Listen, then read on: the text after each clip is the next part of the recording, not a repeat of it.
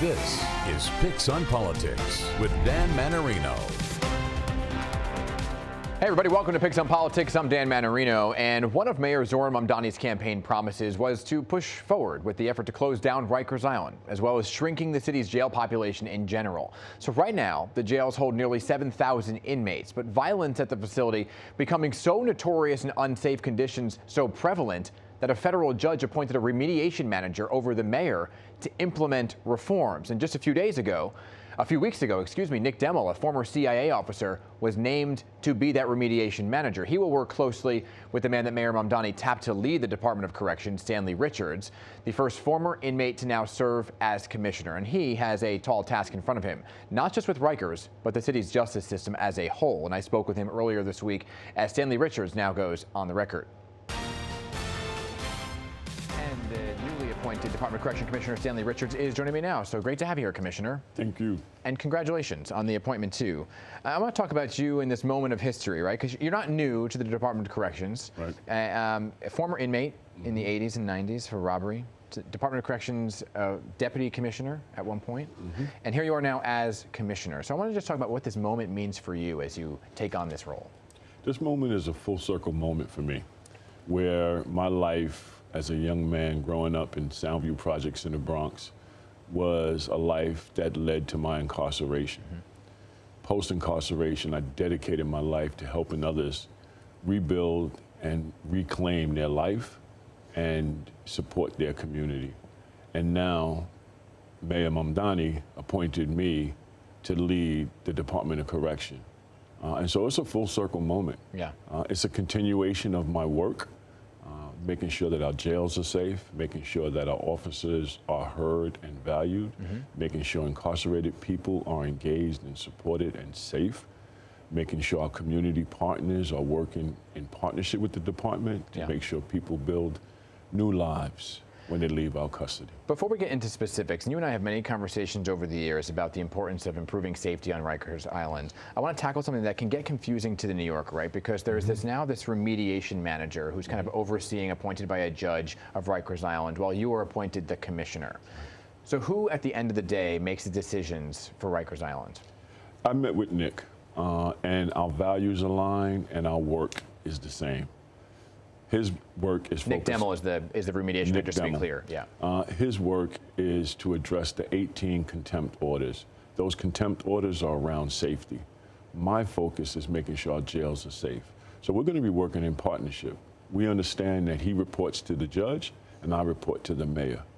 But our work is aligned. We want to make sure our jails are safe. We want to make sure staff is safe and incarcerated people are safe. So we're going to be working together. His office is going to be on Rikers. My office is going to be on Rikers. We're going to meet frequently. We're going to be discussing strategies because at the end of the day, we want everyone to be safe. Do you think you'll be able to have a good working relationship with the manager, with the remediation manager? And I ask that because, you know, oftentimes you read the headline and it seems like it might be an adversarial one. I think we're going to have a real good relationship that's centered on the focus of our work. So at the making sure our jails are safe. At the end of the day, say you want to implement a change. Do you have the power to do that, or do you have to go through Nick? It's going to be a conversation with Nick. It depends on what the change I want to make is focused on. My priority is making sure our jails are safe. And so I'm going to engage Nick, and Nick is going to engage me as a partner. So if there's some ideas I have, I would love his input on whether or not that strategy will yield the result that I want. I'll have Margaret Egan, as my first deputy commissioner, who has been involved in Chicago jails where they had a consent decree. So I'm going to surround myself with people that I can rely on to help shape the strategies that we implement. And Nick is going to be one of those partners. Yeah, I mean, you mentioned Chicago, and just for people who are watching, it's not everyday practice that there is a remediation manager and a commissioner. It's very few around the country. I believe it's eight. Right. 8 times it's ever happened in the history. And obviously there's this mandate at the same time of you're dealing with all of this to close Rikers Island by August of 2027. That deadline obviously not going to happen. So what is the timeline to close down Rikers Island? We don't have a timeline yet, but I can tell you what we're going to do. Okay. Every day we're going to work to make sure that we could move whatever we can move to begin to reduce population, expedite the borough-based jails, support culture change, support our officers, and make sure our jails are safe. We need to demonstrate to New Yorkers, our city council partners, that we are serious about closing Rikers. And so we're going to look at what options we have to bring down the population and prepare the department for the borough-based jail. You mentioned reducing the population. Right now it's around 6,800, right? So just shy of 7,000, which wouldn't fit in the borough-based jail. So every commissioner I've ever spoke to says that they want to speed up the process to get folks either their court date quicker or moved upstate. What is your plan? I think those are two parts of the strategy. The other part is seeing what we can do to make sure people are enrolled in ATI, Alternatives to Incarceration program, and diversion programs. I want to see everyone who comes into our system assessed by our providers for their eligibility for diversion. I want to work with the district attorneys to make sure that cases are getting adjudicated in a timely fashion, making sure people are going upstate when they get their cases adjudicated and they're sentenced to state prison. I want to use the authority of 6A to safely discharge people who are city sentenced, who could be managed in the community and connected to services. We do all those things consistently with the partners, the Office of Court of Administration. We can begin to reduce the population. I once interviewed Commissioner Schiraldi, who you served deputy commissioner, and he painted a very grim picture of what Rikers Island looked like on the inside and the work that he had cut out for him, right? And during that, he had a very contentious relationship with the union. Benny Bashio is the president of the union right now. Have you met with him? Yes. I met with the captain's union, the assistant deputy warden's union, and Benny. And how did it go with the correction, with Benny, who runs the correction officers? I think we had a very honest conversation. And what I said to them is that I want them to be in partnership with me as well. Listen, a rising tide lifts all boats. What Benny and the unions want is for their officers to be safe. I want that. I want our jails to be safe so it can be safe for incarcerated people, safe for our officers. So if we work together, we can begin to deliver that kind of safety. And I looked at the history of the unions and the relationship to multiple administrations. And what I've seen is that the unions are usually brought to the table after decisions are made, after strategies are identified. And I want to do that differently. I want them at the table to help shape the strategies. And what we talked about is that we may not agree on all strategies, but they're going to be at the table. They're going to be a partner in helping us figure it out. And I'm looking forward to working with them. For example, like they want to be able to use certain tools, like they call it punitive segregation, solitary confinement as it's known, but there is a law on the table to ban that practice. Is that practice still being used? Here's what I know we're doing. The mayor asked for a 45-day plan to come into compliance with local law 42. We are working to make sure that over time we are coming into compliance with local law 42. The practices of the last administration will not be the practices that we use. We're not going to manage by executive order. We're going to put together a plan and start to execute on that plan. So at whatever point in time, we come into compliance with local law 42. Okay, you have mentioned that you're going to have an office on Rikers Island. Usually commissioners are off-site, right? So as we end this, and I don't mean to put you on the spot, but there's often this shroud of secrecy of what goes on in Rikers Island. And I'm going to say it was about 10 years ago, I was actually allowed on the island with cameras. Would you allow me to come out there and tour the island with you and get some real insight of what's going on? At some point, I'd love for you to come out and see the work that we're doing. It's going to take time. This is not a speedboat moment. It is a battleship moment. So we need to take the critical inches. And we would love for you to come out and report on the work that we're doing to make our officers safe, to make incarcerated people safe, and to help people build new lives. All right, Commissioner Richard, one of many conversations. Great to have you here. Thank you. All right, great conversation there. And the story that we just can't seem to stop talking about because it won't seem to end is the brutal cold. And now, after the deaths of 19 people, the City Council taking on the mayor's cold blue response. Crystal Hudson, the chair of the council's General Welfare Committee, joins me next to discuss the administration's outreach to the city's most vulnerable residents. We'll be right back. You're watching Picks on Politics with Dan Manarino.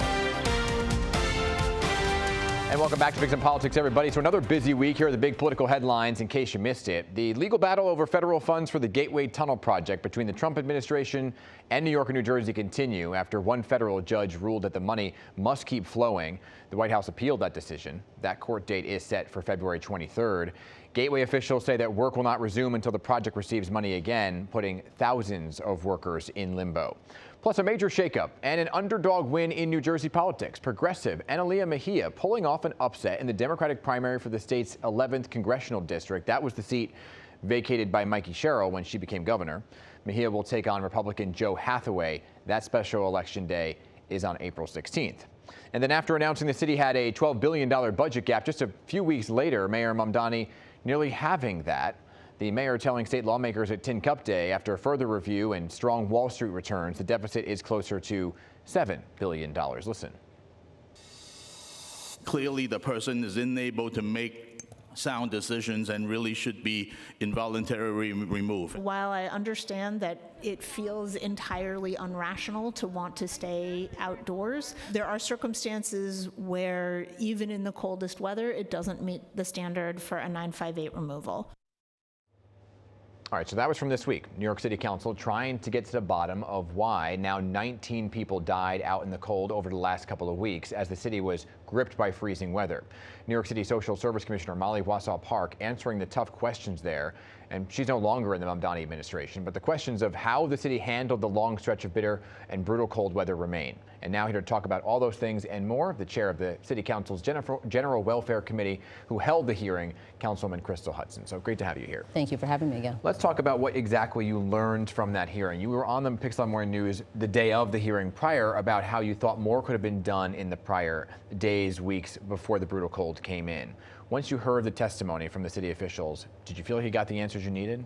I think to an extent, yeah. I mean, a lot of the issues we saw were seemingly systemic, ongoing, long-standing issues that we know have been occurring for a very long time. Mm-hmm. The concern that I had specifically was that we knew that the cold weather was coming. We knew that we were going to experience freezing cold temperatures after that first snowfall. And so some of the precautions that were taken after that really should have been taken in advance of that. The administration has done a lot, though, in the days leading up to that hearing, and even since, to expand the number of stabilization and safe haven beds, and to ensure that we're getting people off the streets into housing, and also reducing the wait time when people call 311 to be connected to a live. But the idea of getting the word out early, before the cold, did you get an answer to why that didn't happen? Yes, there was a ramp up once there was already an issue.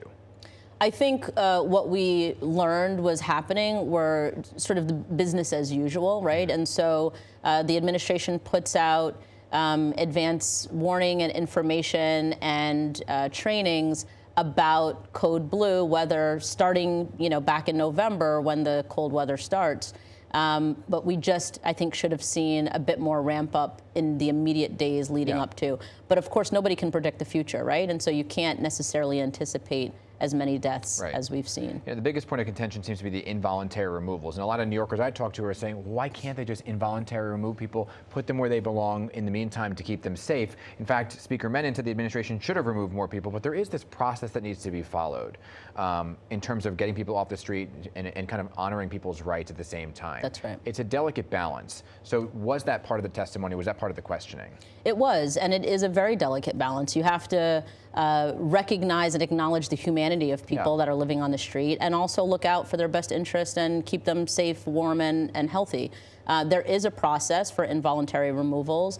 The Department of Homeless Services may do them. The NYPD ultimately has final jurisdiction over who's removed involuntarily from the street. There are a lot of things that go into play, including clinical assessments. And so we need to make sure that we're always honoring, people's wishes while also keeping them safe. And it's a hard balance to strike, as you mentioned. Were encampments brought up? And whether or not the encampments, because Mayor Mamdani had been kind of criticized for not wanting to sweep homeless encampments. In fact, the former mayor, Adams, was saying that was a big mistake. Did that come up during the hearing? It did come up briefly, and particularly from experts in the field in public testimony, who shared, traumatizing experiences from people who've been, swept up in those encampments, people whose items and personal belongings have been thrown into sanitation trucks. Yeah. And so, again, we have to honor people's humanity. There are many reasons why people choose to live on the streets. Yeah. And as Commissioner Park mentioned during the hearing, we've already erred if we've gotten to the point where they've missed out many opportunities to be housed and then make a choice to live on the streets. Certainly lessons learned Absolutely. for the next cold spell, the next storm. The other big issue that City Council is working on right now is the budget deficit. The mayor came on right here on Pix 11, talked about a $12 billion deficit. Weeks later, this week in Albany, saying, well, it's actually $7 billion. What is you as the council, because you guys are going to have to take a hard look at these numbers. Were you surprised to see that kind of reduce so quickly? Not really. The City Council always anticipates, these types of fluctuations in the numbers. We're looking forward to seeing the mayor's preliminary budget report, and then we will in turn submit ours in the weeks following, and then we'll go through our hearings and see, what more we can gather from the administration. So you guys believe the money was there? We do. Yeah, because people to go from 12 billion to 7 billion, that's not a few dollars. Yeah, I mean, listen, the money is always sort of there. That's not to say that we don't experience real deficits. Yeah. But usually they're smaller than is to believed at the beginning of the process. But this is also part of the budgetary process, right? Looking at the numbers, making assessments, seeing what revenue returns we're getting throughout the year. Mm-hmm. The budget numbers change throughout the year. Yeah. And so, we'll see where things go from here. Do you think there'll be cuts? I don't know yet. Yeah. We'll have to see. I also want to talk about, while we're talking about budget and homelessness, the mayor reversing course on his support for expanding the city voucher program, something that he really campaigned on. You expressed some disappointment on X, and one reason that he says was the cost. So what are your thoughts on kind of this reversal, and what's the impact? It's always more cost effective to keep people housed than to keep them in shelter. And so the City Council passed a package of legislation that would expand eligibility for City VEPS vouchers. The previous mayor vetoed that legislation. We then overrode the veto. He then sued. We appealed the decision. We've gone in this back and forth for a long time. My hope was that the court case would be removed or pulled back, and then we can actually move forward with implementing the city law that the City Council has passed. I understand that there are budget considerations, but again, in the long term, it's much cheaper to keep people in their homes and to provide an opportunity for them to find housing than to further exacerbate our shelter system. Yeah, did you talk to the mayor about this? I haven't spoken with him directly. Yeah, I mean, it is a reversal because he was very outspoken about it. Do you anticipate that there will be some kind of back and forth and give and take on major issues that maybe he campaigned on, and now that he's mayor, the reality sets in? Well, I think that, the reality for any mayor is that you don't know what you're, inheriting, so to speak. And so once he was able to get inside and dig into everything, I'm sure there were some surprises. And so then, you have to take an honest look at what promises you've made and what commitments you may have made and what the reality is of actually being able to fulfill some of those. My hope, again, is that we can get to a place where we are expanding the City VEPS eligibility and also implementing the city law that the City Council has passed. I only have a few seconds left with you, but I want to touch upon the Stonewall. You're one of the first openly gay black women in the council, and obviously there was the removal of the pride flag from the Trump administration down at Stonewall. Is there action that council can take? I know that they're putting the flag back up overall in the city. Is there action that council can take because it's federal land technically? There isn't direct action. I mean, other than, supporting a resolution, which we did yesterday. We passed in the City Council, and that we moved very quickly on that. And so I commend the Speaker for moving that forward.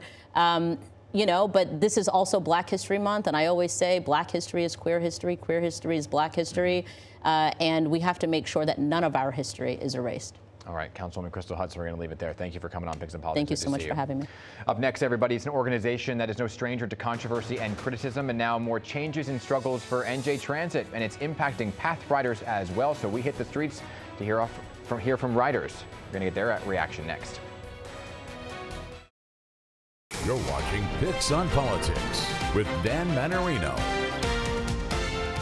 It is one of the busiest commuter transit services in the world, and that comes with plenty of issues and complaints, right? So now, ahead of another month of dramatic changes, reroutings, and reschedulings, we're hearing from you on how the NJ Transit system is really impacting your commute.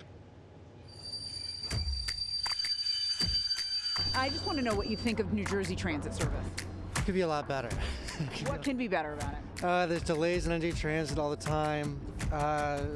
Either the PATH train breaks down. Last year we did the ferry for a whole month in February. They're doing it again, right? Now they're doing this construction for the cutover, so they're telling people to avoid the PATH trains and this Hoboken station during rush hour. That's not going to be fun. Yeah, with the already limited options and with the weather it is, you can't really take anything else. It's not going to be great. Luckily, I'm remote/hybrid, so luckily I had that opportunity to work from home if I needed to, but whenever I need to go in, it's going to be a lot difficult for the next month or so. Will you do anything planned for it? Take an Uber? Maybe take the bus to Port Authority, but other than that, probably just do that, or see how bad it is here, maybe get here early or something.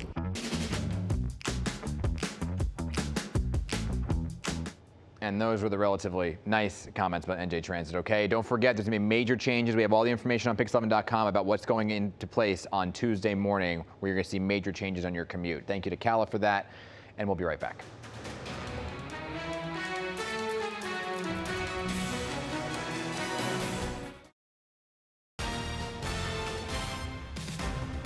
All right, looking ahead to next week, everybody. Many are off Monday for President's Day. And remember, those big New Jersey Transit changes are starting on Tuesday. Again, we have all the information on pix11.com. All right, thank you for watching, everyone. I'm Dan Manarino. I'll see you back on the morning news next week.